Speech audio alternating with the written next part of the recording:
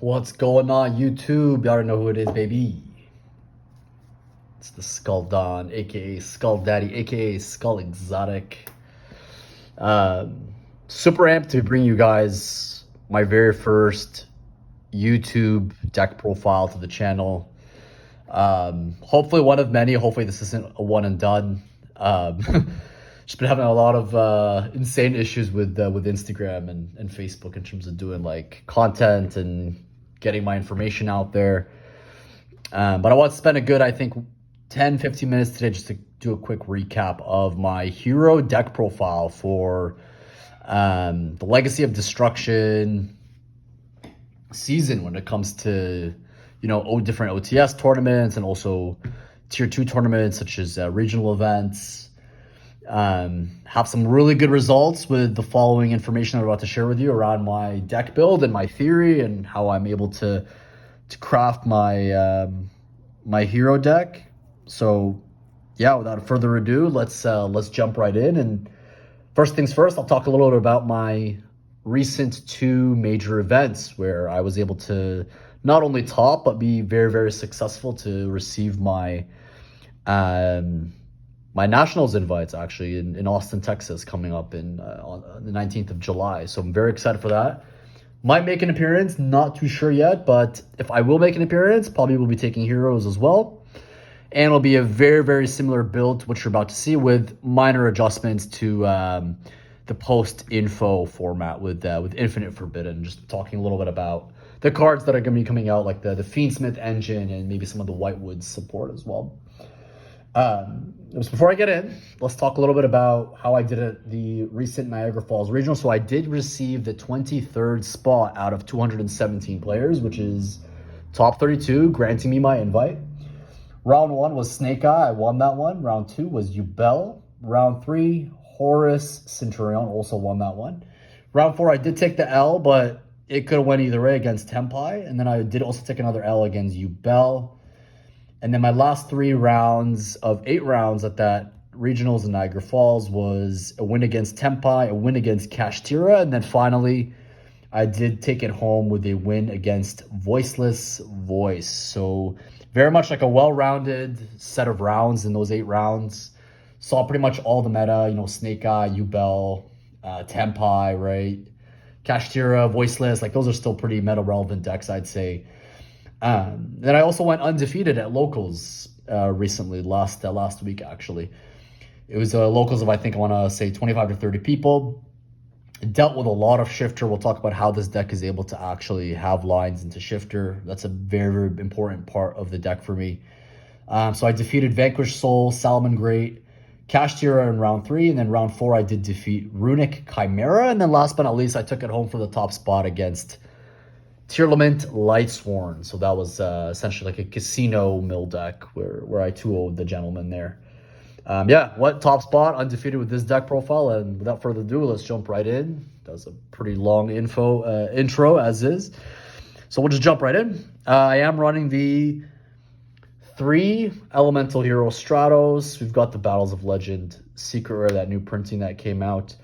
I used to run 2 for the longest time, but in all honesty, 3 just makes the most sense, I think, in your main build. There are times, depending on my siding pattern, I do side 1 out just because a Hero Lives does exist. It's another, essentially, 5 to 6 Stratos in the deck, right? But I think 3 is good to start because you just don't know the matchups that you're dealing with. It is a starter. You want to max out on your starters. One of the challenges I believe this deck has is arguably its ability to just get the actual engine started and get to the point where the engine is giving you enough value with all the different hand traps that are in the format, right? We are, I think, is still in a very much heavy format filled with hand traps, but we're also in a format where there's a lot of hand traps as well. A lot of board breakers as well. So it's a nice mix, but I think one of the challenges with this deck is there isn't that many 1-card starters. You have a Hero Lives and also Fusion Destiny. You might be able to treat Foolish Burial or even Reinforcement of the Army as a 1-card combo. But other than that, like let's say you have a Stratos on its own, it's not doing very much unless you have, your your Vision Hero Ferris, or potentially another hero in hands to pitch off of once you do search the Vision Hero Ferris. And we'll get into that in a moment of why that's potentially a little bit of a challenge with this deck. But nonetheless, you want to max out on a lot of the starters in the critical engine pieces like Stratos, so that way you're able to have that flexibility to kind of offset that issue where there isn't a lot of one-card starters. Going second, I also find, like, let's say we lose the dice, seeing one in hand and then also having a hero lives is actually not bad, because what ends up happening is, more often than not, I'll go into combo, I'll go a hero lives to open up my combo, special summon a Stratos, I'd have another Stratos in hand, I'd resolve, Vision Hero Ferris, and then I would stick the increase to the back row. And then let's say, given that it's game one and there's a lot of hand traps, if there's any kind of infinite impermanences set or anything on the back row that I want to kind of check before I go further into my my combo, having like a board like, let's say like this, and then your normal summon is going to be the Stratos, it's going to get you essentially 2 to 3 pops in the back row, because let's say they go to try to imperm this Stratos, you can just chain the increase, and now all of a sudden the Stratos that's trying to deal with the back row is essentially no longer there. So it's providing a lot of value offensively as well with the 3 Stratos, considering that game one, like, more often than not, people are going to set an infinite impermanence just by nature of, I want to say, like, the siding patterns in the format.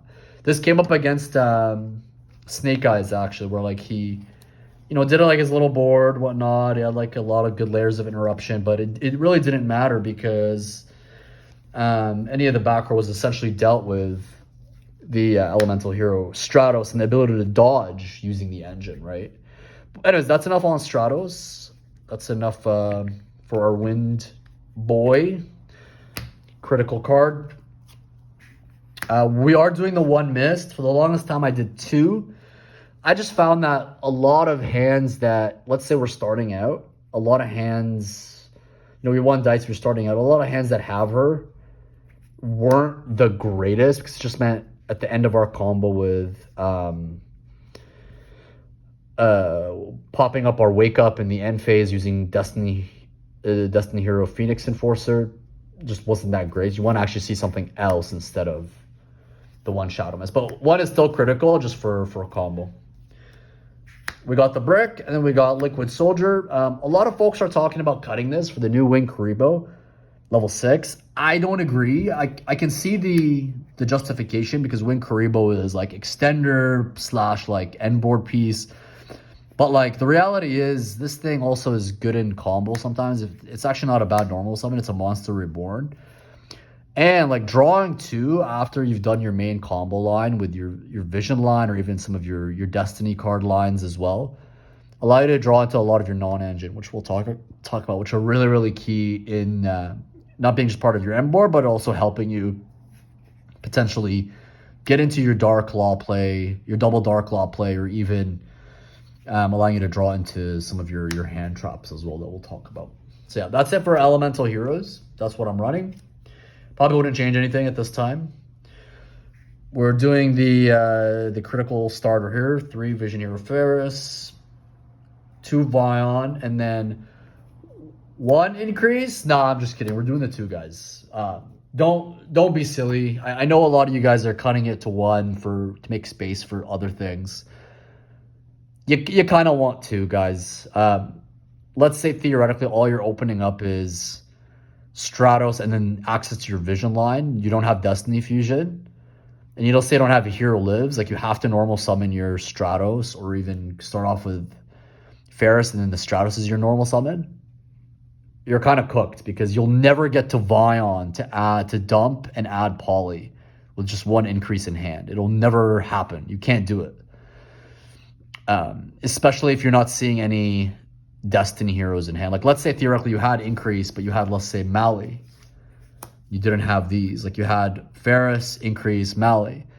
Then you can get to your Vion as your normal summon, right? But at that point, it's just kind of a niche play, right? It is one of the ways we play through Ash Blossom, that line where we start with Ferris, dump Mali, hold on to this, This can be your normal summon, or you search it and then that's your normal summon.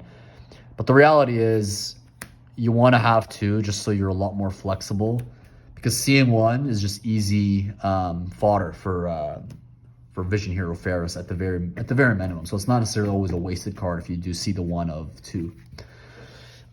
So that's the Vision line. We're doing okay on time, 10 minutes in, not bad. We got our 3 malicious. So happy they freed up our boy. Our Destiny's Child, you know what I'm saying? We got the Denier, and we got the Plasma. My end board is not inclusive of Plasma. Plasma is just one of those cards that I will play either going second, or if let's say I go talents and I take a peek at their hand, then and maybe there's a world where Plasma is part of that. But more often than not, Plasma is just one of those cards that you work into to basically out towers or out some problematic cards, or to go into your skill drain safety that we all enjoy. Spells, we got 3 Hero Lives, and then we got not 1, not 2. I know some of you guys are playing 2. It's incorrect. You gotta play 3 Fusion Destinies. They got the Altis right here from, what is that, OTS 18. The homies from Locals hooked it up. Yeah, nothing to say here. Like, these are your 1-card starters. This is a 1-card starter because you could special summon Stratos, add Vion, normal summon Vion. That's literally 1-card combo right there. And then Vion dumps Shadow Mist or Mali. Shadow Mist, add Liquid Soldier, add Poly, fuse, potentially draw into Fusion Destiny, right? That's literally 1-card combo right there. Your Fusion Destinies, I know you guys are cutting them to 2. I completely disagree. You got to keep it at 3. This thing is just so crucial. More often than not, sometimes you don't have access to Hero Lives or any of your Vision Heroes or Elemental Heroes. So you want to actually use this as a backup plan. This on its own, guys, is a DPE as well as a Plasma, right? It's a DPE and a Plasma. Like, it's pretty broken. And if you have Mass Change in your hand, it's potentially DPE, Plasma, Dark Claw, because you'll have that. We have that additional Mali now, right, in our main, which is incredibly broken in this format. It's just so easy to spam out bodies and land on Plasma and just get that advantage with that extra malicious summon. So yeah, those are the spells. We got 3 Hero Lives and 3 Destiny Fusions. Some 1-ofs. We do run the Rhoda. We do run the Foolish Barrow. I would not cut these guys at all. So many times during regionals, as well as that undefeated locals that I recently had, like, they'll ash correctly. Like, you're facing against really good players that know the choke points, right? Like, they're ashing Increase, they're ashing Destiny Fusion, they're imperming Vion, where you no longer have the capacity to, like, gain value off the Vion dump or even add the polymerization thereafter. You need these cards to basically bridge those gaps, right? Like, let's say they they ash Increase, you don't get to Vion. Just potentially Foolish Barrier or Mist, add Vion, normal to Vion, or even Rhoda. Like, let's say you go Ferris, you go your Ferris line, your Increase gets ashed, you go Rhoda, add Vion, normal to Vion. Now we've just all of a sudden played through the dreaded Ash Blossom that tends to be of a tricky card to, to hurt the deck in our main combo line. So yeah, those are the 2 1-offs. Would not sacrifice them for anything. You definitely need them. They're just additional starters to the deck that, like we said, the deck has limitations with. We're doing 3 Mass Change. I don't believe you should be going any lower than 3, in all honesty. Favorite Contact, 1 Miracle, 1 Poly. I respect 2, but I'm just a great driver at this time where my Wonder Driver reset is more than enough to establish a really strong board. You only need the 1 Miracle and the 1 Favorite Contact. One of the reasons 3 Mass Change, I think, makes a lot of sense at this time is we're still in a very much hand trap heavy format. Like, Snake Eyes is still the best deck, and that deck just can essentially allocate a lot of space for hand traps, right? You got your Mourners, you got the Imperms, you got your Effect Veilers. Like, this is going to be you're out to dodge those. And more often than not, let's say you do open this to stop things like Droll and Lockbird, to stop the newly prevalent Ghost Ogre, which is really, really detrimental to your Vision Hero increase when it's set on the back row and it activates. A lot of times what I'm doing actually is I'll open up with a Hero Lives if I have both Mass Change and a Hero Lives in the opening hand. And then I'm actually special summoning the Shadow Mist and not using its effect. We'll say no effect to the opponent. And then just turboing out Darklaw. So that way we're shiftering our opponent and getting Darklaw out on the board as soon as possible. Because right in this second, the only threat that you're actually faced with at this time is a little bit of Nibiru and maybe Ash Blossom, right? You're no longer now, and well, obviously Infinite Impermanence. But when you do this, like you're stopping Droll, you're stopping Ogre, it's really important to also stop Droll in games 2 and 3 where they could potentially side that in against you once they know you're on a very deep combo deck like Heroes. But ultimately, I do enjoy this because then when you do send the Shadow Mist to Grave off the effective Mass Change, you're still getting the search anyways off the dump of the Shadow Mist. Anyways, okay. So that's it for spells. Let's get these off the table. What else we got here? Okay, some non-engine at this time, folks. We are running the one called by. Mandatory. Don't cut it, guys. Do not cut it. This thing will literally save your life. Like, I think in my locals, as well as in regionals, like I got hit by like Herald of Orange Light. Called by. Now they went -2 cards from their hand just to get clapped by a called by. Like, that's really good. Also, one of your outs to Shifter, right? In case you get shifted. We're doing 2 Forbidden Droplet, 2 Talents, and 2 Book of Eclipse. So the way the theory works for this, guys, is we essentially have 3 cards to deal with things such as Ash Blossom. Then we also have cards that are really, really good going second if we lose the dice, such as Forbidden Droplet. There's more of stuff like this in the side, which we'll show as well. But let's say we don't necessarily, like we draw into this, or this is in our opening hand, but we get far enough into the combo.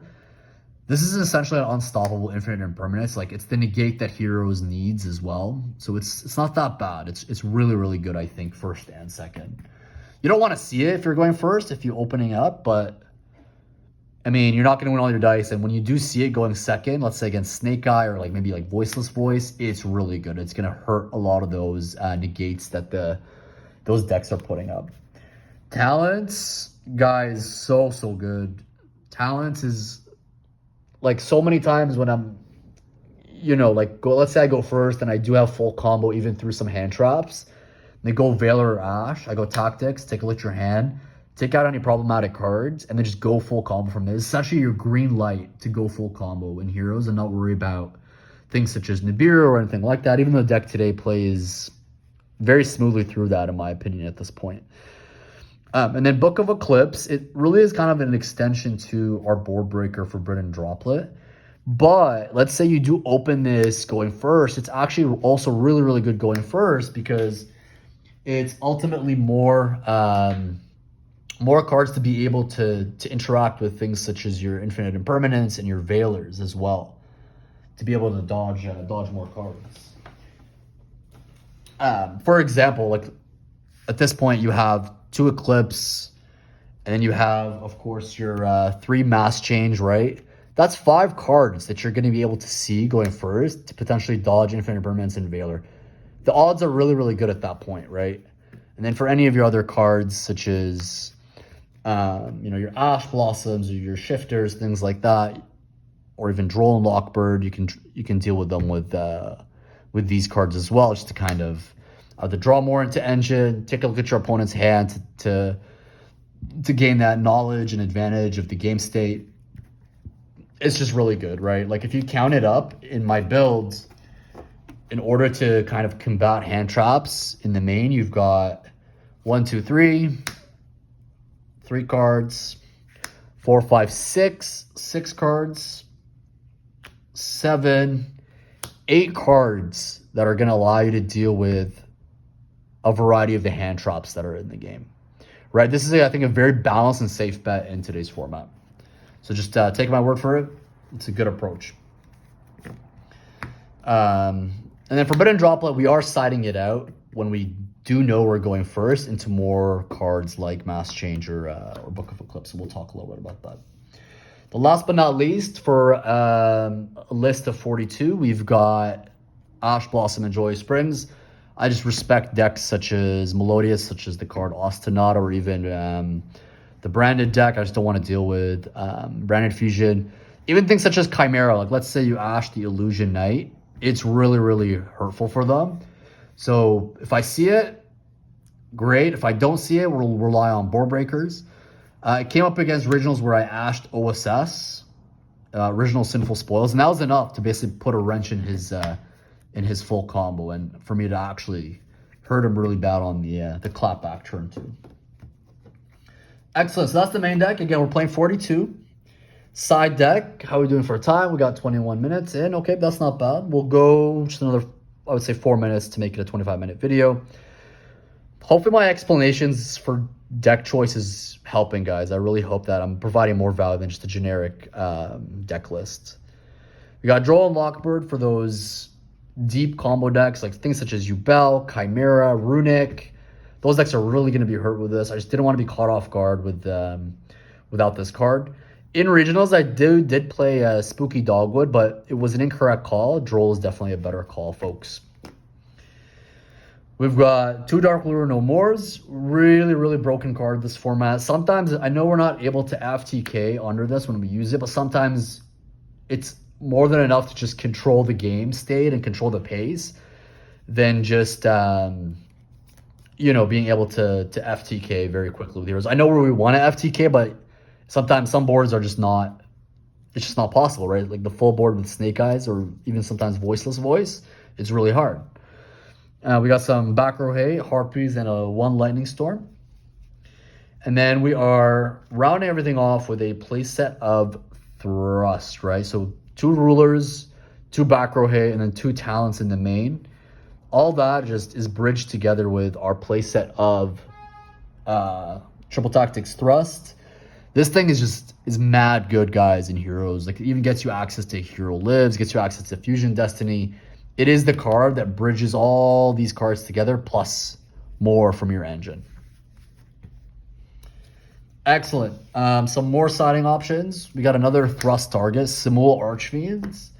This thing was crazy, crazy good at regionals. It was really good against Horus Centurion. They couldn't get into their like Calamity plays or things like that under this. It's good against things such as Snake Eye. Not so good against Voiceless or Kashtira. Kills Pearly if you're worried about that deck. Kills Melodious. They can only fusion summon once. Kills Branded as well. They can only basically control 1 type from the extra deck, including rituals as well on the field. So it puts them in a very awkward game state where like you have to figure out a way to out the 1 body of that type from the extra deck to be able to continue to combo. More often than not, it's just very challenging, and they just end up on like mediocre boards with this. So the whole premise is like you side in your 3 thrusts, and let's say you completely get stopped dead in your tracks, at least you have a turn skip, such as Simul Archfiends. I'm debating on Nat to actually do Daru mechanics, just a lot more versatile, if you know how to use it properly. But yeah, TBD, guys. I'll keep you posted. We're doing the 1 Rivalry of Warlords, good against those Snake Eye decks, of course, even good against like Voiceless. And we're also still playing Dark Angel. You cannot cut Dark Angel, guys. If you go into the tenpai matchup, this thing is cooking tenpai. They don't have a link 1. Also, like, let's say you're going to give this to, let's say, a Voiceless player, right, who sides in evenly matched. Yeah, you're giving them a free anima, but at least you're turning off their evenly matched. In my matchup against Horus Centurion, not only did he not have a link 1, but I think he had like a normal summon Bestial for top deck, which was a shame, but for him, but like he didn't actually end up committing it because he realized like if I normal summon, I'm not only wasting my normal summon, but you know, it puts them in an awkward state where they're evenly matched as well, is just no longer active. So even if you give this to an opponent and it turns into an anima by your opponent, it kind of did its job, because in some cases, if you're not ready to deal with evenly matched, it will hurt the deck to a certain degree. Last but not least, I did play 2 Protection of the Elements, just to go in first to deal with any kind of potential board breakers. I did not run the Spirit of Neos that searches this. I figured with Liquid Soldier being an easy search off of Cross Crusader in our main combo line, because we're at a point where you actually don't even need Cross Crusader in your main combo line. You only need Cross Crusader for the grind game. And I can maybe do another video later on around different combos that I like.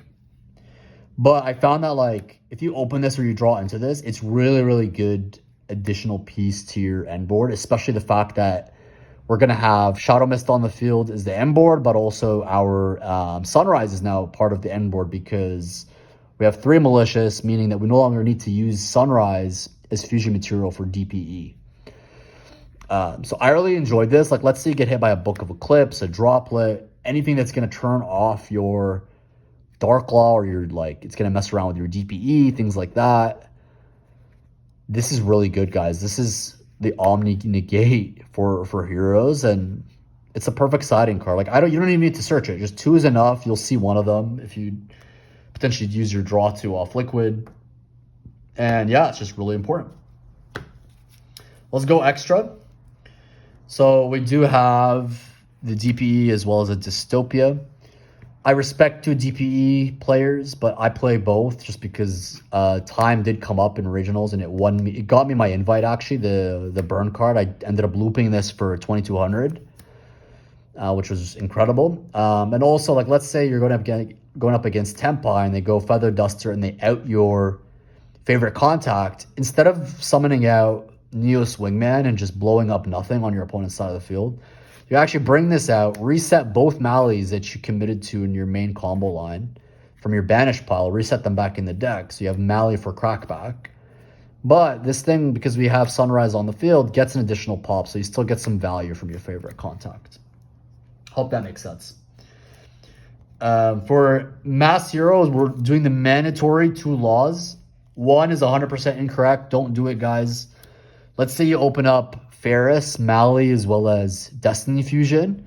There is a world and a consistent combo line you can get into where your board is essentially 2 laws, DPE, Neo Swingman, obviously off the favorite contact, and Sunrise, and even like a potential Shadow Mist on the field. So do not cut this to 1. 1 is incorrect.